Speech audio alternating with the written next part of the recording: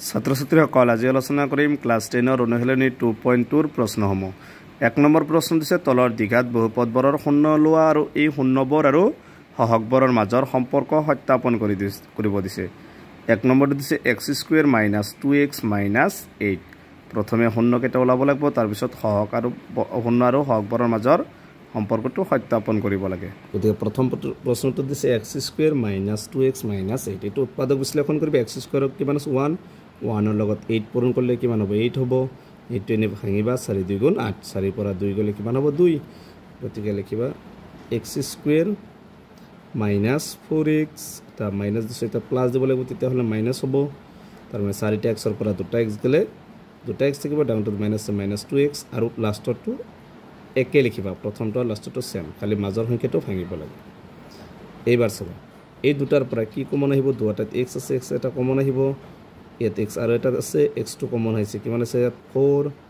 Plus এই দুটাৰ পৰা কি কমন আহিব, দুটা 2ৰে হৰণ যায়, 2 কমন আহিব, 2ৰ লগত x আছে প্লাছ 7 আছে মাইনাছ 2 দিয়া থাকে, এইবাৰ যায় 4। তাৰপিছত চাবা এই দুটা একে আছে, দুটাৰ এটা কমন আহিব x - 4 আৰু উৎপাদক বিশ্লেষণত মনত ৰাখিবা এনেকুৱা দুটা ব্ৰেকেটৰ দুটা একে হ'ব লাগিব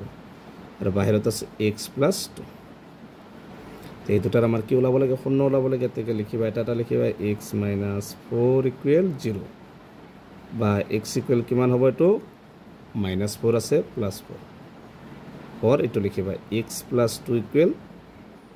0 বা x এইটো +2 আছে, সমান চিহ্নৰ সফলে নিলে কি হ'ব -2। এতেকে লিখি দিব পাৰিবা শূন্য দুটা নিৰ্ণয়, শূন্য দুটা কি হ'ব আলফা = প্ৰথমটো আলফা বুলি ধৰিবা 4 আৰু বিটা লাষ্টৰটো 2 নম্বৰটো বিটা বুলি ধৰিবা, বিটা = কি হ'ব -2। এতিয়া আৰু যেহেতু সত্যাপন কৰিব দিছে শূন্য আৰু সহগৰ মাজৰ, গতিকে আৰু এটা বস্তু লিখিবা ইয়াত a =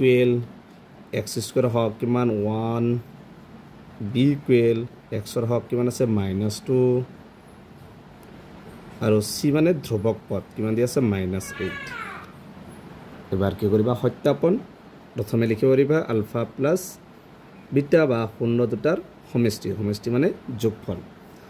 আলফা প্লাছ বিটা = সূত্ৰটো আছিল, এইবিলাক সূত্ৰ চাবা কিতাপত দিয়া আছে -b/a। চাবা -b মানে কি দিয়া আছে, এইটো b মানে -2 আৰু a মানে 1।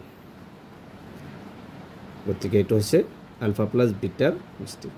বাইফেলো লিখিব পাৰিবা আলফা মানে কিমান আছিল 4 প্লাছ -2, 4 পৰা 2 গ'লে 2, এইটো কি হ'ব -1 আছে প্লাছ হ'ব, তলত 1টো লিখিলে হ'ব নিলিখিলে হ'ব, বা এনেকৈ 1টো লিখিব পাৰিবা। তাৰপিছত এই 2টো কাৰ হওক এক্সৰ হওক আৰু 1টো x² হওক, এনেকৈও লিখি দিব পাৰিবা।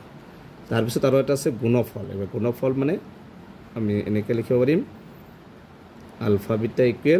এইটো সূত্ৰটো হৈছে c/a, হৈছে গুণফলৰ সূত্ৰ। c মানে কিমান দি আছে মাইনাছ, ওপৰত দি আছে চাবা c মানে -8 আৰু a মানে 1, গতিকে এইটোৰ এনচাৰ কি হ'ব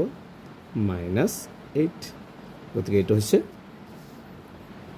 1 নম্বৰটোৰ এনচাৰ। এনেকৈ সত্যাপন কৰিব লাগে বা এনেকৈ লিখিব পাৰে আলফা বিটা, আলফা মানে কিমান আছিল 4 × -2, -2 মানে কি 8 হ'ব, এইখিনি হ'ব। গতিকে এইটো হৈছে 1 নম্বৰটোৰ এনচাৰ। 2 নম্বৰ প্ৰশ্ন দিছে 4s²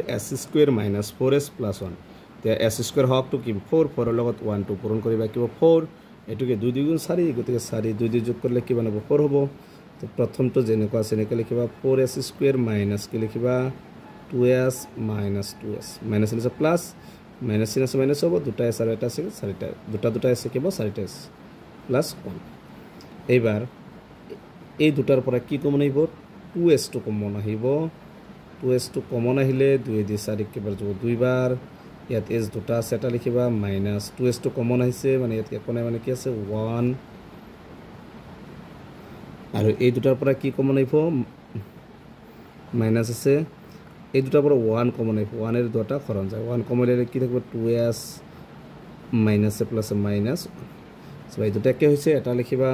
ব্ৰেকেটৰ দুটাৰ এটা 2s - 1 আৰু বাহিৰত আছে 2s - 1। এতেকে এইটো শূন্য ওলাই ল'বা, 2s minus 1 equal 0 বা 2s to রাখিবা 1 to minus 7 লিখিব প্লাস বা s equal ইফালে 1 এই s এর লগত দুইটো পূরণ সমান চিহ্ন হফালে লিখিব হরণ আর আকৈটো লিখিবা 2s minus 1 equal 0 বা 2s equal minus 1 আছে সমান চিহ্ন হফালে লিখিব প্লাস 1 বা s to রাখিবা দুইটো পূরণ ইফালে লিখিব হরণ এইটো হৈছে শূন্য দুটা এটা হ'ব 1/2 আনটো হ'ব -1/2 সেম একে হ'ব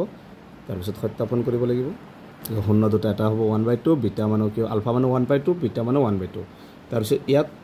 a মানে s স্কয়াৰ হক মানে আছে 4 b মানে s ৰ হক -4 আৰু c মানে 1 ধ্ৰুবক পদ a মানে লিখিবা 4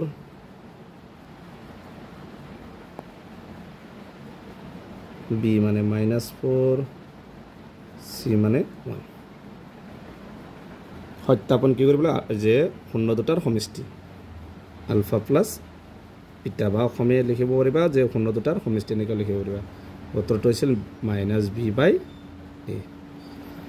সবা -b মানে কিমান হ'ব বা এটো এনেকৈ নকৰে এটো আগতো কৰিছো এটা এনেকৈ লিখো alpha plus beta equal alpha মানে কিমান আছিল 1/2 সেম একে হ'ব সবা প্লাস বিটা মানে কিমান আছিল 1/2 এটো আর ab ধৰিব নালাগে লহাগুলো বা 2 হ'ব একে আছে 2 আৰ ওপৰত 1 যোগ 1 2 হ'ব বা 2 দি 2 কেইবাৰ যাব একবাৰ মানে 1 তলতে কি হ'ব 1 হ'ব গতিকে এইখিনি মান লিখিব পাৰিবা -b/a তো লিখি দাও -b/a এনেকৈ লিখি দিব পাৰিবা এক্সেট কৰিলে হল -b মানে কিমান দি আছিল -4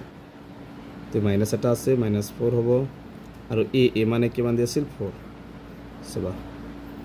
তাৰ পিছত কি হ'ব -4 আৰু তলতো 4 4 দি 4 একবাৰ এতে সেম একে হৈছে এটো ইফালটো একে হৈছে গতি এক সাইড কৰিলে হল তাৰ পিছত লিখিবা গুণফল তাকে আলফা বিটা ইকুৱেল কি আছিল c/a c মানে কিমান আছিল 1 আৰু a মানে 4 গতিকে এনেকৈ লিখিব c টু কি ধ্ৰুবক পদ 4 টু কি s স্কয়াৰত হহক এনেকৈ লিখি দিব যে ওপৰটো হৈছে ধ্ৰুবক পদ লিখি দিলে হ'ব বা তলটো লিখিবা s স্কয়াৰৰ হহক এনেকৈ দিব পাৰিবা তো এটো হৈছে 2 নম্বৰটোৰ आंसर 3 নম্বৰটোত আছে 6x² - 3 - 7x এয়া সব x স্কয়াৰ হক তো লাষ্টত আছে গতি আগত আনিবা 6x²